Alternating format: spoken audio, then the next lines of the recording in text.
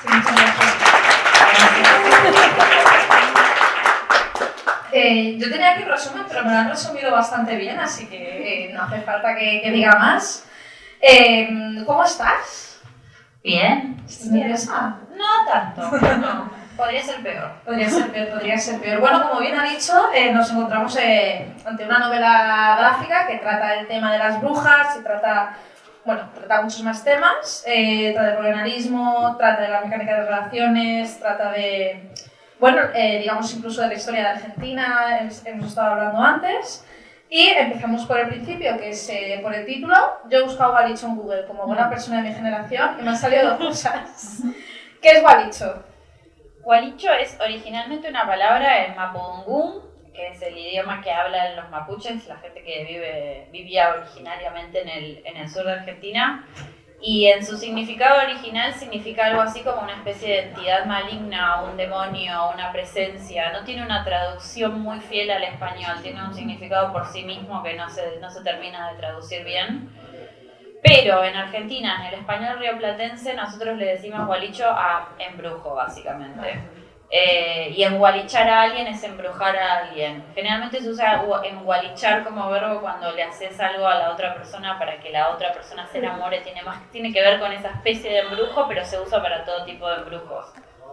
Es una palabra bastante común para nosotros, gualicho. Vale. O sea, yo creo que puedo hablar por todos que no lo habíamos escuchado en nuestra vida. Si no, sí, argentinos. Algún argentino en la sala. Lo conocen.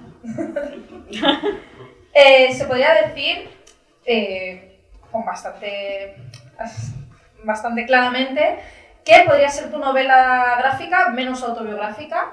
Sí. Sí. Partes de Naftalina que es autobiográfica, pero no del todo, ¿no? Como que hay un collage de cosas. Poncho Fue sí que tiene una vertiente más autobiográfica. Sí, Poncho Fue Naftalina. Sí, ¿por qué has buscado, o sea, ha habido una razón por la que hayas buscado salirte de esta especie de línea autobiográfica que realmente más o menos se extiende por toda tu obra? En general, después de hacer Poncho Fue, que era es la más autobiográfica de todas mis novelas gráficas, me sentí muy cansada de hablar de mí misma y de mi drama. Y hice Intensa, donde traté de hacer algo un poco más cómico, más ligero, más divertido. También tiene un montón de cosas. Yo creo, soy una gran creyente de que cuanto más ficcional es la historia, en realidad más se ve a las cosas más secretas de la persona que cuando uno está haciendo biografía o autobiografía, porque la autobiografía es como que uno elige muy bien qué parte de uno está mostrando y le está diciendo al otro que está hablando de sí mismo, entonces tiene que ir con mucho cuidado con lo que dice sobre sí mismo, o lo elige muy a conciencia. En cambio, la ficción es un lugar en donde uno puede al final terminar poniendo cualquier cosa y se deja salir de sí misma cosas un poco más privadas quizás, pero el lector no sabe qué y qué no. Intensa terminó siendo también de alguna manera para mí como un lugar en donde puse un montón de cosas mías y después de eso pasé a Naftalina, que también fue como un libro bastante, no sé si fue duro de hacer como fue Poncho Fue, porque Poncho fue realmente un libro muy difícil para mí. Naftalina tuvo la dificultad de que lo tuve que hacer en el medio de la pandemia. Y compartiendo esta cosa de estar confinada como la personaje que estaba dibujando, me sentía que estaba dentro del libro cuando lo estaba dibujando.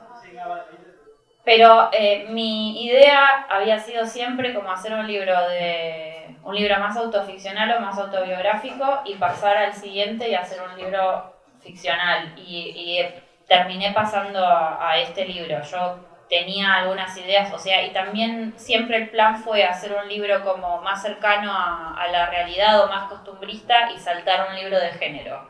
A mí me gustan las dos cosas, me gusta como hablar desde lo íntimo y me gustan mucho los géneros, me gusta la ciencia ficción, me gusta la fantasía, me gusta el terror, me gusta todo, entonces como que también quiero probar cosas. Y bueno, y este fue como el libro en el que dije, bueno, mi género es el terror, terror con un poquito de comedia también. Un poco de comedia, sí, porque también a mí me gustan las películas de terror graciosas, también me gustan mucho.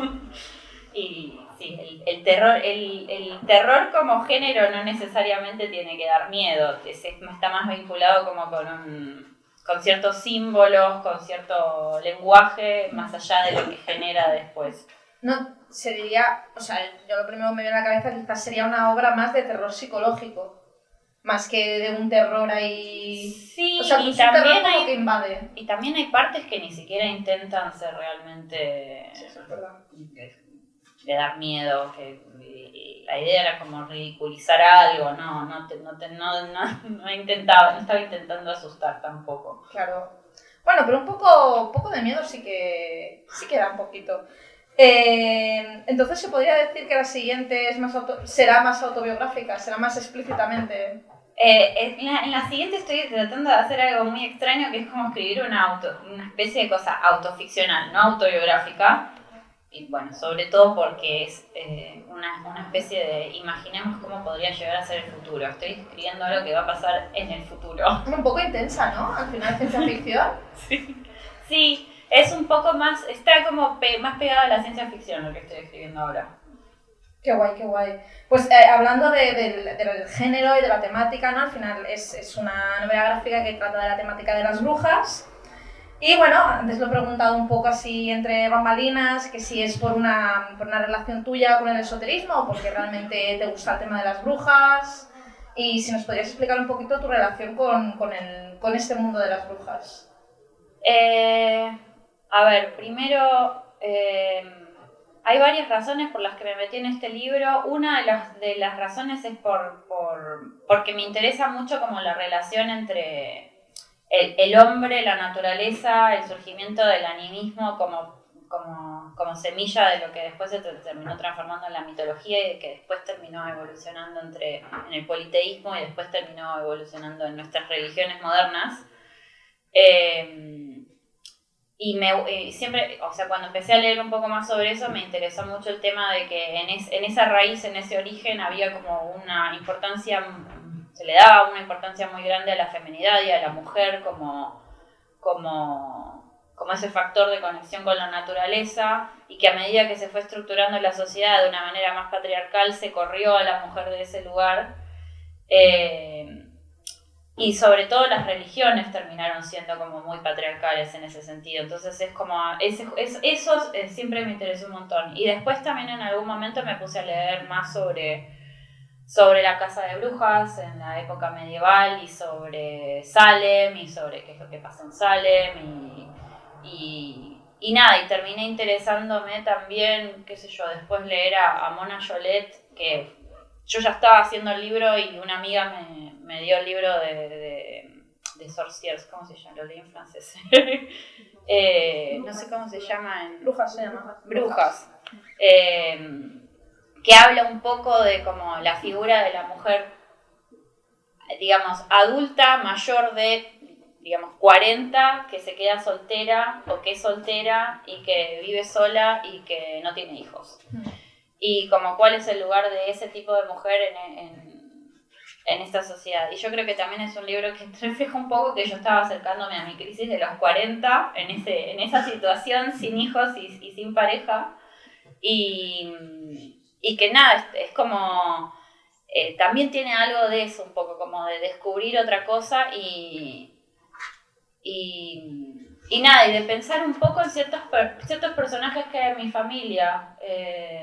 Tengo 3 tías abuelas y 2 primas de mi papá que son solteras y viven ellas solas. Sí, decir solas y vivir entre ellas es una contradicción, pero viven juntas y nunca se casaron y nunca tuvieron hijos y siempre fueron muy viajeras y profesionales y todo, y como que hay algo de ellas también en el libro. No, es increíble, y como también, al final también hablas de la experiencia femenina en la gran mayoría de tus libros, esto tiene mucho que ver porque además la figura del hombre, en concreto en Gualicho, es increíble, o sea, son unos títeres, son su motor para intentar llegar a lo de las brujas, es simplemente que no se le levanta, o sea, eso también tiene muchísimo humor y me parece súper gracioso. Pero claro, o sea, no sé si esto fue de una forma buscada o si fue surgiendo que los personajes masculinos salieran muy poco y si salen un poco regular. Sí, en realidad no fue buscado, fue como una historia apenas. De hecho me sorprendió, yo escribí todo el libro y en algún momento se los tengo como mis amigos de confianza a quienes yo les mando el libro para que me hagan la devolución me digan no estás haciendo cualquier cosa o sí se entiende lo que estás haciendo. Y una de mis amigas que tiene 2 hijos varones y tiene esta cosa con proteger a los hombres, me dijo como, ay, menos mal que está el personaje de la pareja de Paula, porque es el único que es bueno y yo necesitaba que apareciera un hombre que fuera un poco, no se equivoca un poco, pero por lo menos tiene buenas intenciones. Y cuando ella me dijo eso me di cuenta como, uy, realmente hice todos unos hombres que son un desastre. No hice un solo hombre bien en todo el libro. No, bueno, pero es medio. No fue a propósito, perdón.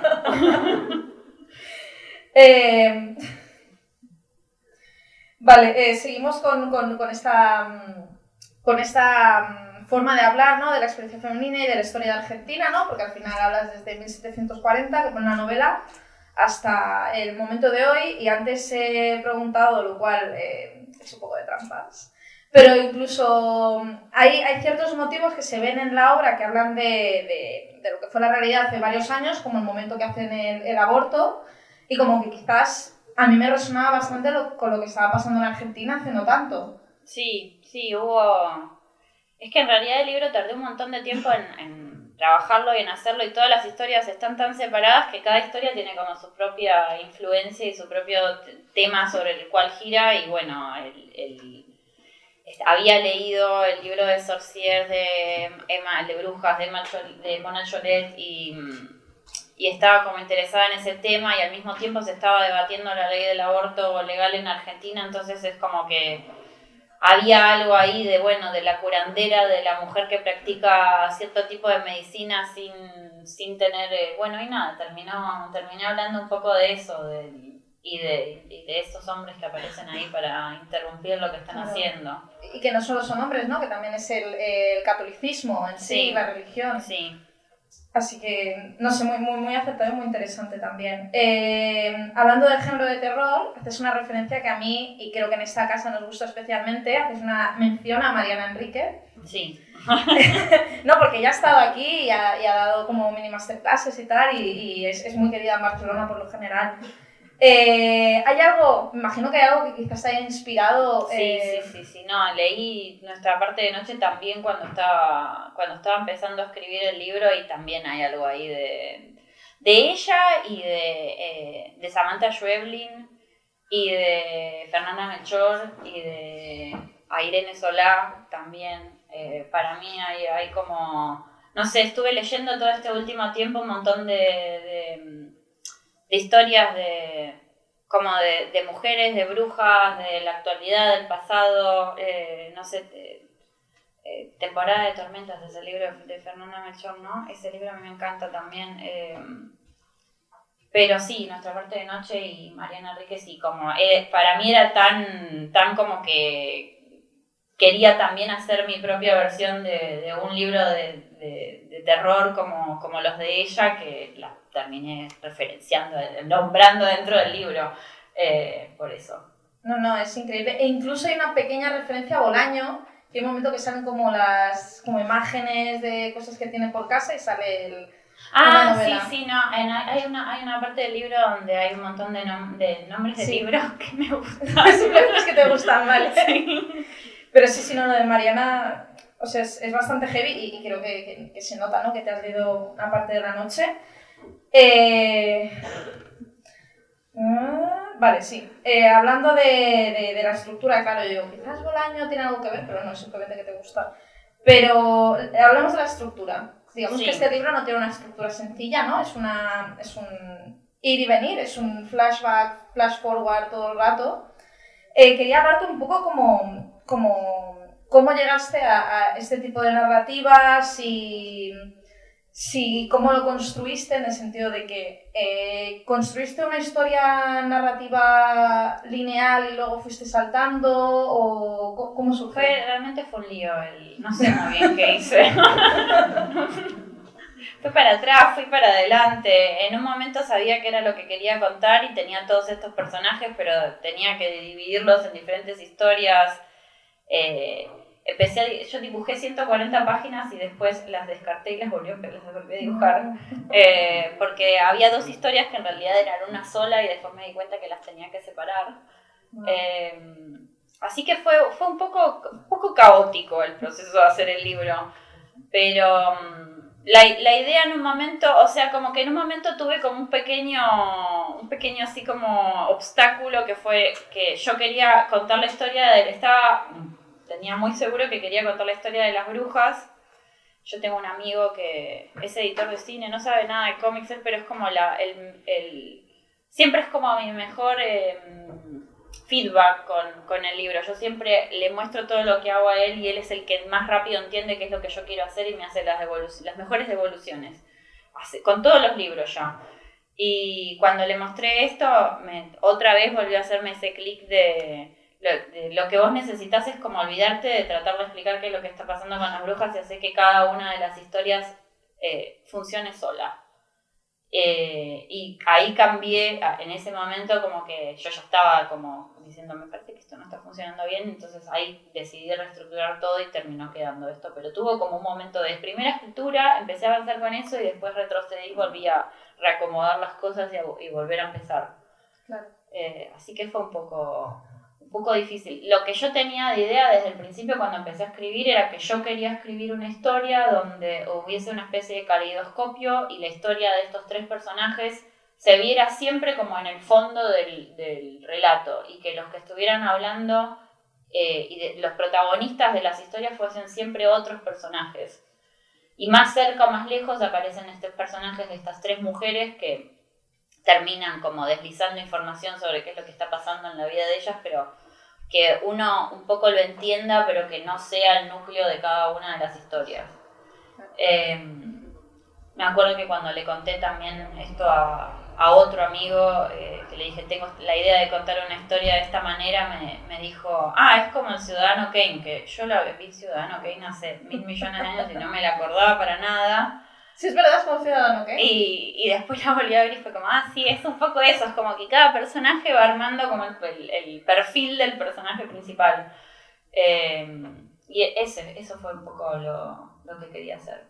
Claro, ¿no? Y te quería preguntar más sobre estas referencias. Y imagino que tienes un amigo que trabaja en el cine como Filmica, lo estábamos hablando antes, que para mí, que yo estudio audiovisuales y tal, como que yo veía mucho resonar este libro con la película The Witch. Y tú me dijiste que hay un poquito de The Witch, pero no sé si... no sé si hay algo consciente de The Witch, pero a mí The Witch me gusta mucho. La vi varias veces. Entonces, como lo de la cabra, que podría ser Black Sí, es que The Witch también es una película que tiene todas esas cosas que me interesan a mí, como hablar un poco de esto de Salem, de la cacería de brujas, no sé, hay algo también, si bien es otra parte del continente, pero como de la llegada de los colonos a ese lugar y del contacto con lo que hay ahí. Bueno, hay también una diferencia entre The Witch y este libro porque claramente la estructura social del lugar a donde llegaban los colonos en ese momento en Estados Unidos no es muy parecida a la que había en Argentina. Claro. Y relacionando con estas historias, quería hablarte también del uso del color en estos flashbacks, que básicamente, si os habéis fijado, ¿no? En estos flashbacks hay como una especie de tonalidad azul, morada y tal, y luego cuando vamos al futuro sí que puede haber como una historia que tenga más naranjas, que tenga más rosas, que tenga más otras tonalidades. Y claro, yo entiendo que hay una voluntad bastante férrea de contar algo a través de los colores y que además tú das un curso en doméstica, que esto es un momento de un poco de promo, podéis comprar un curso en doméstica sobre la teoría del color.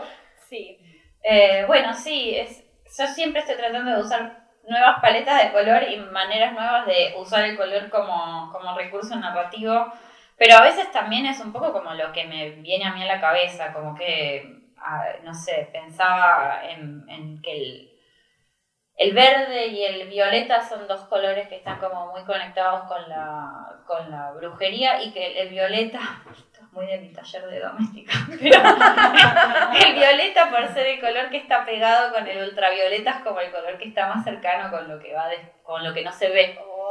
Entonces, por eso desde siempre tiene algo como conectado con la magia, el violeta. Y nada, entonces el libro es muy violeta por eso, y hay algo de que las partes que son del pasado tienen como mucho menos color que las del presente. Es que es algo que ya había usado en Naftalina y en Poncho Fue inclusive, que es como, bueno, el presente mostrarlo con una paleta de color más llena de colores y con colores más saturados, que es un recurso súper usado del cine también eso. Salvo en algunas películas extrañas como la última de Nolan, que usa blanco y negro al revés, sí, no sé por qué. Sí. Y siguiendo hablando de estos tipos de historias que pueden ser como historias leídas, ¿no? Cada una en un color, pero también cada una a veces en un estilo. Y una cosa que no hemos dicho es que tú te has dedicado a la ilustración infantil, y que aquí se ve claramente que tú has utilizado tus conocimientos de ilustradora infantil en uno de los capítulos. No sé cómo vino esta idea. Sí, fue especial eso, porque es como que yo llevo muchos años tratando de salirme del estilo de ilustradora infantil y alejarme de quizás la estética que tenía más en el principio, en mis primeros, en Poncho Fue, por ejemplo, que estaba mucho más cerca de lo que hacía como ilustradora infantil, que era hacer las cabezas grandes y los cuerpos chiquititos. Y como que fue incómodo como que volver a eso, pero no quería, como que yo quería seguir haciendo las cabezas chiquititas, pero después tuve que aceptar que si quería volver a dibujar como una nena, y como yo dibujaba cuando era chica, tenía que volver a hacer las cabezas más grandes. Y hay algo del dibujo de ese capítulo que fue como volver un poco a la Pelusa de los días, que es como mi primer libro, que no es una novela gráfica, que es un libro de tiras, que es blanco, negro y rojo, y que tiene un dibujo muy simple y casi no tiene fondos, y bueno, fue un poco eso. Fue como un capítulo raro de hacer, fue un capítulo que me llevó muy poco tiempo de dibujar, porque realmente no tiene fondo, no tiene nada, pero fue difícil un poco como entrar en el modo. Sí, ¿y te vino la idea porque dijiste, aprovecho esto, o...? Me vino la idea también, porque también muchas referencias.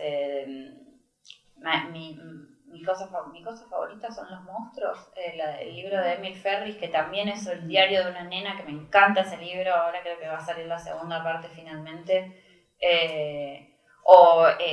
Inclusive el de Nora Cruz, Max. Como a mí todos los cómics que son como diarios, no me gustan todos, pero hay un montón de cómics con formato de diario que me gustan mucho, y como que quería probar a hacer eso. Y por el otro lado quería darle voz a una nena de, no me acuerdo cuántos años tiene ahora, 8, 9.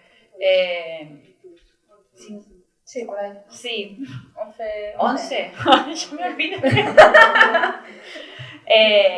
Pero sí, un poco también pensando en mis propios diarios, como jugando un poco que este personaje es un poco más grande que yo, es como, pero cómo se usaba el diario antes, cómo usaban los nenes el diario antes, no sé, ahora no creo que usen el diario así porque hay celulares y computadoras.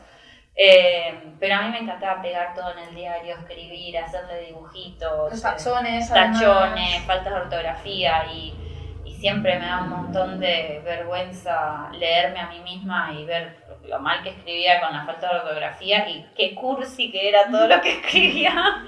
Y nada, fue un poco eso. Me puse a revisar mis propias cosas escritas de esa época, o a mirar cosas de otras personas, y a ver si podía como lograr escribir como una nena.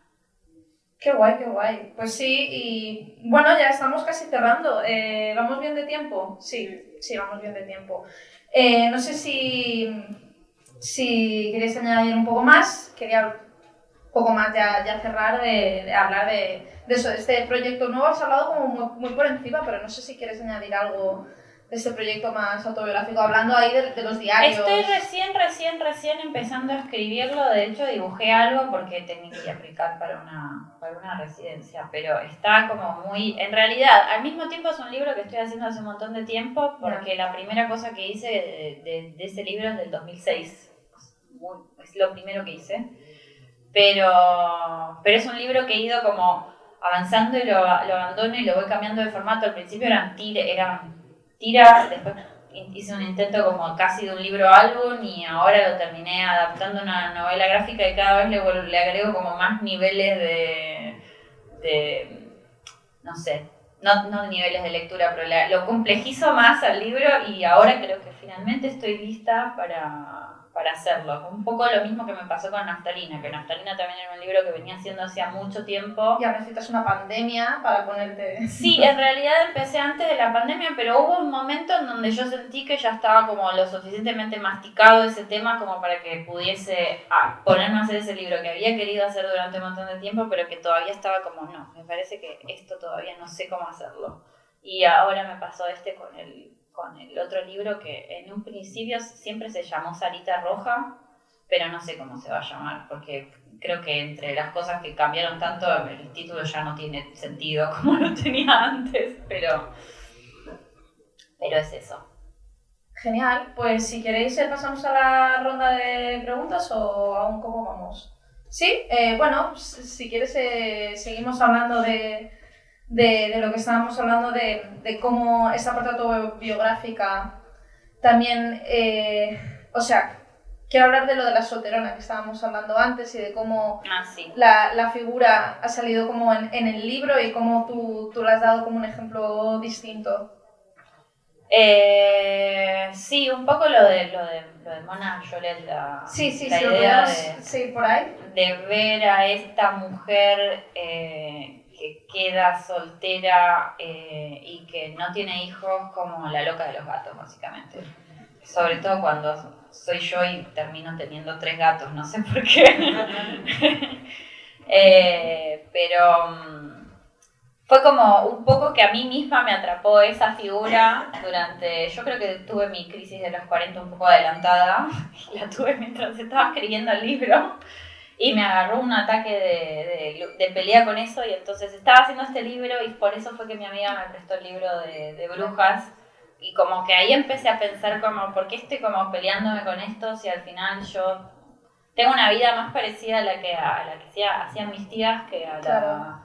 Como hay algo de que yo misma quiero como reconstruir esa figura de esa mujer para poder estar cómoda dentro de eso, pero a veces el peso de lo que yo creo que se ve desde afuera y de lo que realmente se ve desde afuera para algunas personas se termina volviendo como eso. Claro, no, porque al final... difícil de esquivar, inclusive cuando uno tiene toda la base teórica y entiende todo y sabe de dónde sale Porque al final tú tendrías más que ver, si hay un personaje con el que más te identificarías sería con alguna de las brujas, ¿no? Al final, no, en realidad yo creo que el personaje que es más yo del libro es Belén.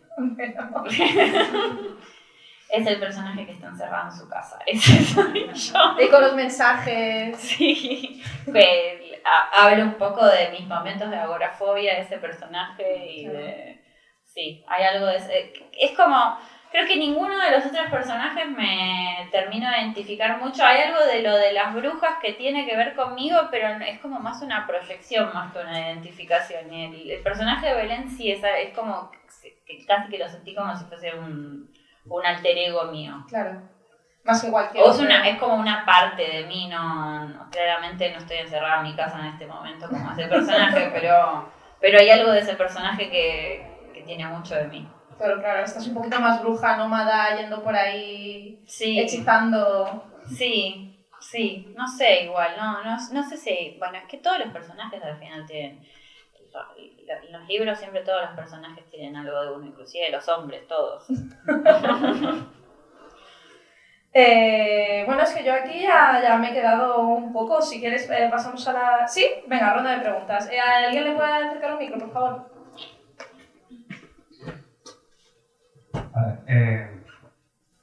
Una parte importante del libro es el lenguaje.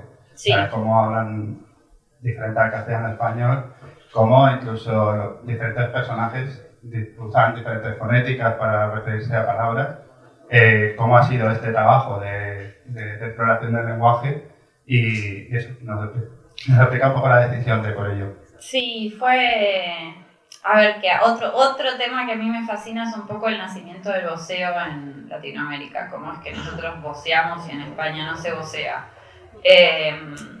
Y entonces tenía un poco de ganas como de ubicar el capítulo de Gualicho, el que se llama Gualicho, está como un poco ubicado en una... No tengo un estudio como preciso sobre cómo cambió la lengua en ese momento, pero sí me acuerdo de haber ido a visitar el Museo de Rosas, porque cerca de mi casa está el Museo de Rosas, que fue un personaje histórico en Argentina, y de leer las cartas y encontrar como este español que era como un poco una mezcla entre el español de España y el español de Argentina, y estaban como conjugados los verbos de una manera diferente como los usamos ahora, pero tampoco era una manera de España.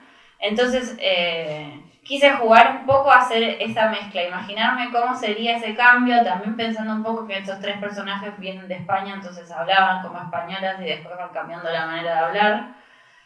Y nada, y en este intento de que cada historia tenga como su propia personalidad, después era como, bueno, en el que escribe una nena, tratar de hablar como una nena, en el que son dos hombres que tienen una conversación como muy casual. El primer diálogo en un primer momento después lo terminé cambiando, pero era un diálogo de fútbol, entonces es como que siempre hablan con una manera muy, muy argentina y muy de la calle, y después el capítulo en donde se mandan mails también tratar de incorporar un poco la manera en que la gente tuitea o escribe en internet.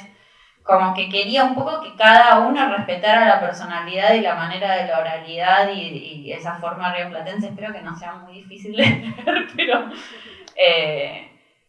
nada, también hay mucho en el capítulo de Gualicho de referencias a la época de Martín Fierro y a José Hernández, en la manera de hablar gaucha. Entonces, nada, quería como marcar esas cosas, como me hubiera encantado, pero yo tenía que forzarlo, a ser alguien que hable como un fardo tanguero, pero no entró. Pero sí, es como un poco una especie de muestrario de maneras de hablar en el Río de la Plata. ¿Alguien más? Bueno, lo que decías de referencia al fútbol, cabe decir que es una anécdota, ¿no? Pero el momento que dice lo de los hombres también lloran y ponen entre paréntesis, pero por el sí. fútbol. Sí. Grandísima referencia. ¿Alguien más tiene algo que comentar, que hablar? Es un momento súper especial, tenemos a Sol aquí. ¿No? Sí. Sí, venga, más preguntas. Sí, os estoy escuchando.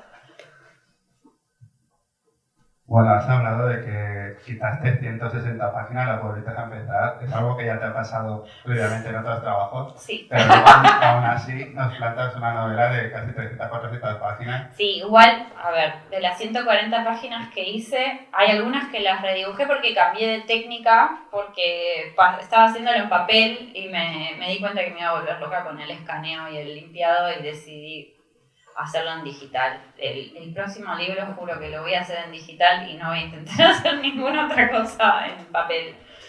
Pero sí hubo otra parte que reestructuré toda la historia y la dibujé de nuevo porque cambié cosas. Pero bueno, no sé, eso no era lo que ibas a preguntar. ¿La historia así de larga o se te va complicando y la vas alargando para poder explicar más cosas? Yo creo que sabía desde el principio que el libro iba a ser largo porque tenía más o menos una idea en mente de todas las cosas que iba a haber en el libro, pero mi editora me pregunta más o menos cuántas páginas van a ser y yo no sé, improviso mucho. De hecho, una de las cosas que quiero hacer para el libro que viene es improvisar menos, armar el storyboard un poquito más por anticipado para saber cuántas. No tanto por saber cuántas páginas tiene, porque en realidad a mí eso no me cambia nada. A los editores sí, a mí no. Pero sí para estar un poco más organizada y no ir tanto para atrás y para adelante, porque creo que ya con este libro llegó un momento en el que eso de ir para atrás y para adelante fue demasiado.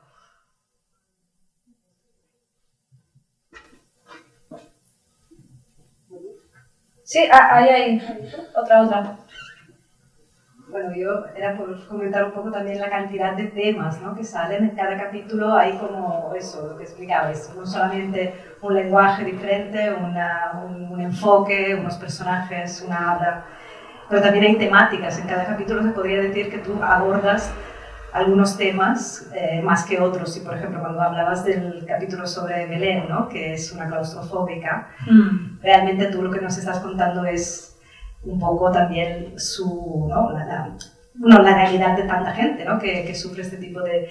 Y luego en los otros capítulos, en cambio, pasas a temáticas completamente diferentes, pero que también, ¿no?, pueden tener incluso los capítulos que van hacia atrás en el tiempo, alguna vigencia actual, ¿no? Entonces, ¿era también esto uno de tus objetivos al principio? Sí, yo quería que cada historia tuviese como su propio tema autónomo. Y que en el fondo estuvieran estos personajes al mismo tiempo. Había un poco ese balance entre la historia grande y la historia chica. La historia de la pareja es como una historia de pareja, una discusión de pareja, de algo que creo que puede pasar entre una pareja de verdad, y que tiene su base en algunas discusiones que he escuchado, que he tenido, pero también al mismo tiempo la conexión con la historia grande. Y un poco todas las demás son un poco lo mismo, pero sí hay temas. Guaricho para mí es como la historia más central del libro, por eso el libro tiene el mismo nombre, que es un poco la historia que más conecta, que más habla de las brujas, que más habla de este tema del animismo y de la naturaleza y de la religión, del aborto en un punto también, y de la hechicería como la entendemos más, digamos, en la realidad. Y después los otros tienen cada uno como su propio tema que pasa por otros lugares. Vale, última pregunta ya. El tema de la portada, ¿cómo llegas a decidir esta composición? En el sentido de que tuviste más opciones, o esta fue la sí, que realmente lo viste salir. 3 o 4 opciones. Creo que las mandé a los... No me acuerdo mucho cómo fue eso. Yo me acuerdo que hice como que yo estoy en la residencia, o estaba haciendo el libro en la residencia en Angoulême, y hice como una especie de juntada de vengan todos, ¿cuál prefieren? Un poco solemos hacer eso, nos llamamos a todos los residentes, pero hay como unas llamadas así de varios grupos de residentes para tomar decisiones cuando uno no sabe qué decidir, pero al mismo tiempo estuvo la decisión de los editores. Pero sí, creo que en realidad yo le mandé 3 o 4 portadas a los editores, terminaron eligiendo esta, que también había sido una de las más elegidas por los demás, entonces fue como, bueno, estamos bien. Y después tuve más reuniones como, por ejemplo, pongo el título acá, lo pongo acá, o lo pongo acá, y llamaba a mis amigos y entre todos lo mirábamos. Y a veces era gracioso porque había 5 personas en esta posición, mirando la portada hasta que nos decidíamos cuál iba. Pero hemos hecho eso con varios libros.